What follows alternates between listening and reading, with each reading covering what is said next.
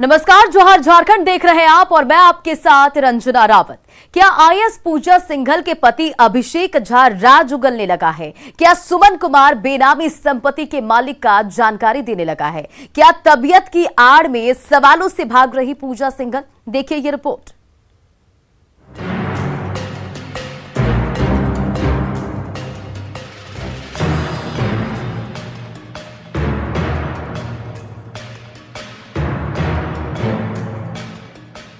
मनरेगा घोटाले में money laundering मामले में आईएएस पूजा सिंघल नप चुकी है। ईडी के रिमांड के दूसरे दिन भी पूजा सिंघल से पूछताछ का सिलसिला जारी रहा, लेकिन बार बार बिगड़ती तबीयत की वजह से पूजा सिंघल से शुक्रवार को सवालों को लेकर थोड़ी नरमी बरती गई। दूसरी ओर पूजा सिंघल के पति अभिषेक झा और उसके सीए सुमन कुमार से ईडी ने सख्ती से पूछताछ की।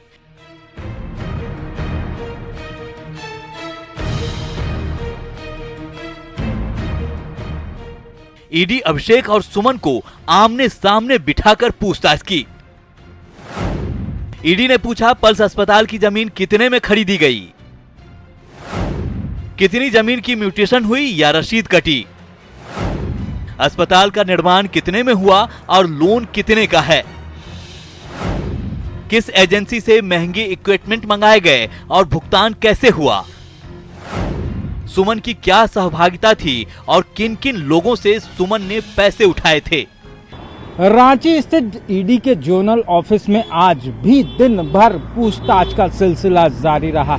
आपको बता दें कि पूजा सिंघल के पति अभिषेक झा हों या फिर सुमन कुमार से लगातार पूछताछ होती रही। दोनों को आमने सामने बिठाकर भी पूछताछ की गई। वहीं दूसरी तरफ जो जानकारी सामने आ रही है उसमें इन दोनों से आज जो सवालात हुए उसमें ज़्यादातर मामले जो हैं वो पल्स अस्पताल से जुड़े हुए हैं और इसे लेकर ही पूछताछ होती रही।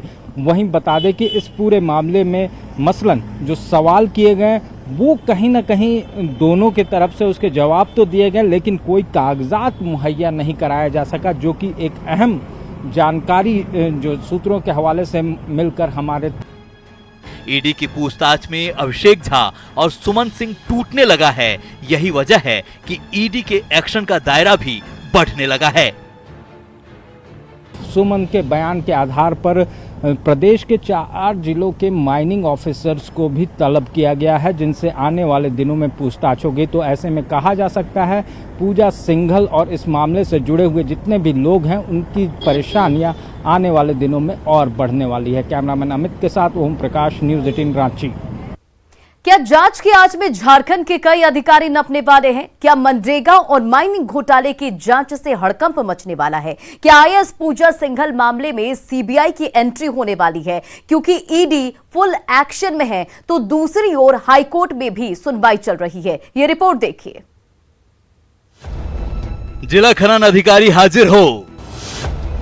पलामू, साहिबगंज, दुमका तक जांच की आंच। सीबीआई की भी होगी एंट्री।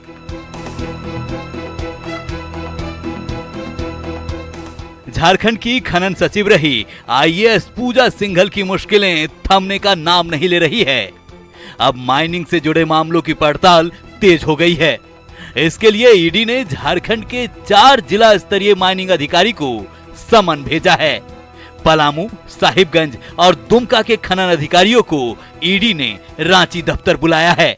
केंद्रीय जांच एजेंसी ईडी ने एक बड़ी कार्रवाई को अंजाम देते हुए झारखंड के माइनिंग से जुड़े हुए 4 अधिकारियों को पूछताछ का नोटिस भेजा है। पूछताछ की जो प्रक्रिया होगी वो रांची स्थित ईडी दफ्तर में होगी और वहां पर पूछताछ के लिए बुलाया गया है। जिस तरह से ईडी के सूत्रों की अगर मारें तो जिस तरह से पिछले कुछ समय पहले आईएएस अधिकारी पूजा सिंघल के आवास पर और इसके साथ साथ दूसरे अन्य लोकेशन पर जिस तरह से छापेमारी की गई थी, उसी छापेमारी के दौरान कई महत्वपूर्ण दस्तावेज और कई महत्वपूर्ण जानकारियां हाथ में लगी। उसी के आधार पर झारखंड के 4 माइनिंग अधिकारियों को पूछताछ का नोटिस भेजा है, जिसमें कि पाकुड़, साहिबगंज और इसके साथ साथ कुछ अन्य और दूसरे अधिकारी को भी बकायदा नोटिस भेजा गया है। तो फिलहाल 4 लोगों का नाम जो है वो सामने आया है। निश्चित तौर पे जैसे जैसे तफ्तीश का दायरा आगे बढ़ता जा रहा है, इस मामले पे कई महत्वपूर्ण जो कड़ियां हैं वो जुड़ती नजर आ रही हैं। दरअसल पिछले दिनों ईडी को जांच के दौरान कई महत्वपूर्ण जानकारी मिली है।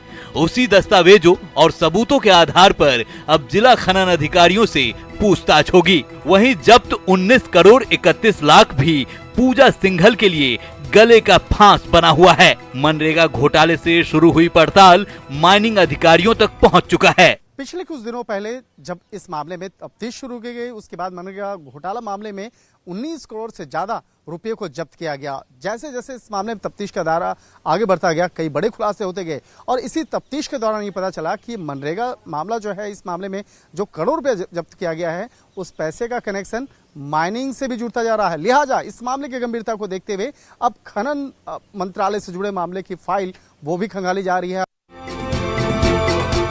आईएएस पूजा सिंघल दो तरफ से घिरी है। एक ओर ईडी रिमांड पर पूछताछ कर रहा है तो दूसरी ओर हाईकोर्ट में जनहित याचिका पर सुनवाई चल रही है, जिसमें सीबीआई जांच की मांग की जा रही है। झारखंड से जुड़े आईएएस पूजा सिंघल के मामले में दो तरफ से कार्रवाई हो रही है। एक तरफ जांच एजेंसी ईडी की तरफ से इस मामले में कार्रवाई चल रही है तो दूसरी तरफ कोर्ट में भी जनहित याचिका यानी कि पीआईएल फाइल किया गया और इस मामले पर सीबीआई जांच की भी मांग की जा रही है। और इस मामले में आने वाले वक्त में इस मामले में कोर्ट की सुनवाई के दौरान भी देखा जाएगा क्या इस मामले में सीबीआई की एंट्री भी जरूरी है। वीडियो जर्नलिस्ट संकेत जैन के साथ शंकर आनंद, न्यूज़ 18, ईडी मुख्यालय, दिल्ली। और बड़ी खबर रांची से, जहां झारखंड हाईकोर्ट में रिम्स में नियुक्ति मामले में सुनवाई हुई और रिम्स निदेशक को 50,000 रुपए की पेनल्टी लगाई गई है। तो बड़ी खबर आपको रांची से बता रहे, जहां झारखंड हाईकोर्ट में रिम्स में नियुक्ति मामले पर सुनवाई हुई और रिम्स निदेशक को 50,000 रुपए की पेनल्टी लगाई गई है। नियुक्ति नहीं होने पर रिम्स प्रबंधन को हाईकोर्ट ने फटकार भी लगाया है। और आपको बताते चले कि पिछले 2 सालों में नियुक्ति नहीं होने पर हाईकोर्ट ने फटकार लगाई है। तृतीय चतुर्थ वर्गीय कर्मचारी से जुड़ा यह पूरा मामला है और 5 जून को मामले की अगली सुनवाई होगी। झारखंड हाईकोर्ट में हेमंत सोरेन से जुड़े माइनिंग लीज के साथ साथ शेल कंपनियों के जरिए निवेश पर भी सुनवाई टल गई और अगली सुनवाई 17 मई को होगी। यह रिपोर्ट देखिए।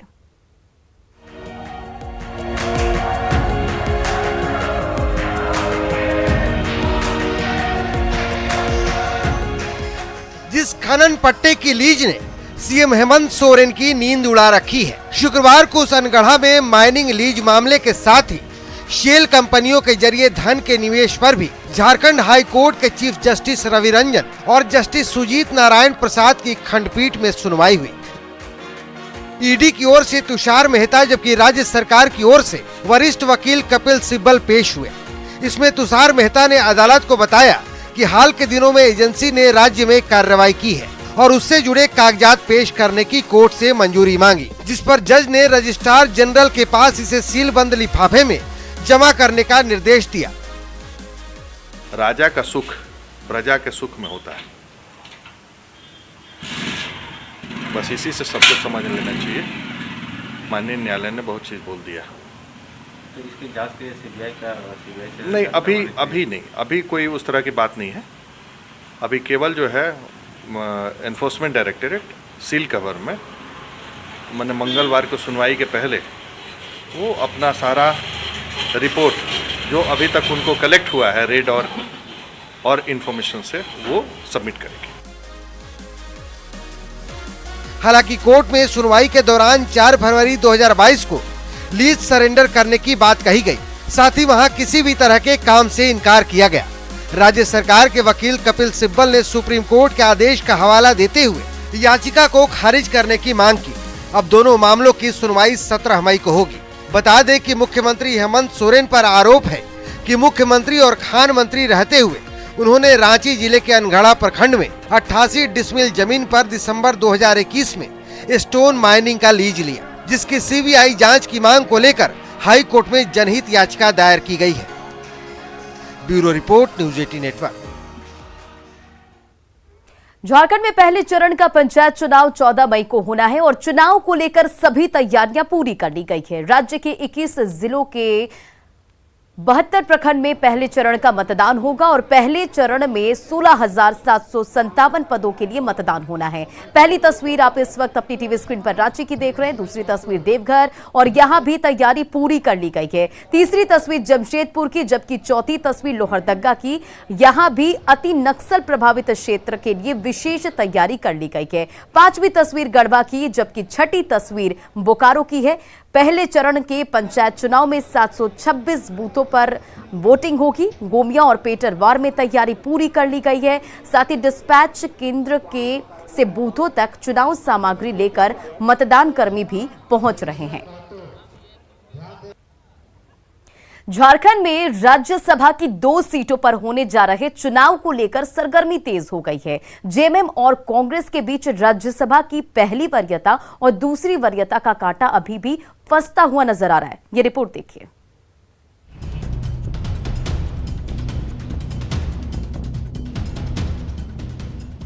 पंद्रह राज्यों के 57 सीटों पर 10 जून को राज्यसभा का चुनाव होने जा रहा है। झारखंड की 2 राज्यसभा सीट भी इसमें शामिल है।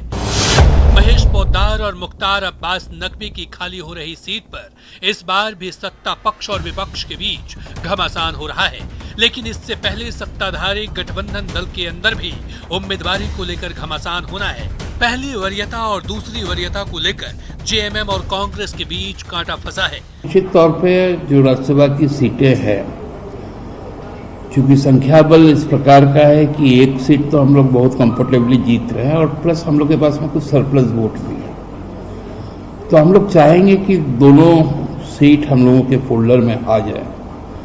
इसलिए बैठ के लोगों से बात भी होगी और इस स्थिति को देखते हुए बहुत जल्दी पार्टी की कार्य समिति भी बैठेगी, पार्टी का विधायक दल भी बैठेगा और बैठकर इसमें निर्णय ले लेंगे कि हम लोग का उम्मीदवार कौन होगा।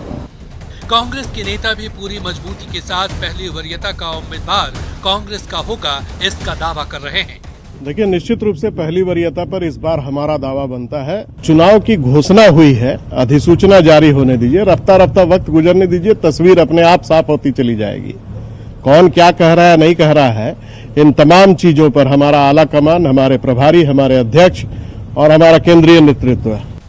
झारखंड में राज्यसभा चुनाव का परिणाम हमेशा चौंकाने वाला रहा है। विधायकों के क्रॉस वोटिंग से जीत के समीकरण का बनने और बिगड़ने का पुराना इतिहास रहा है। इस बार के राज्यसभा चुनाव में आगे क्या, ये तो आने वाला वक्त ही बताएगा। न्यूज़ 18 के लिए रांची से अविनाश कुमार की रिपोर्ट।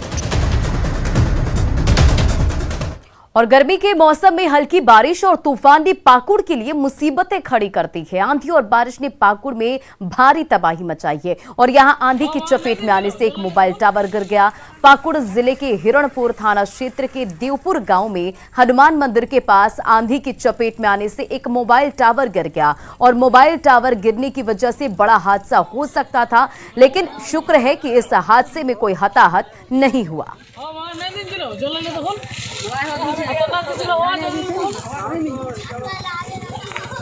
Gracias.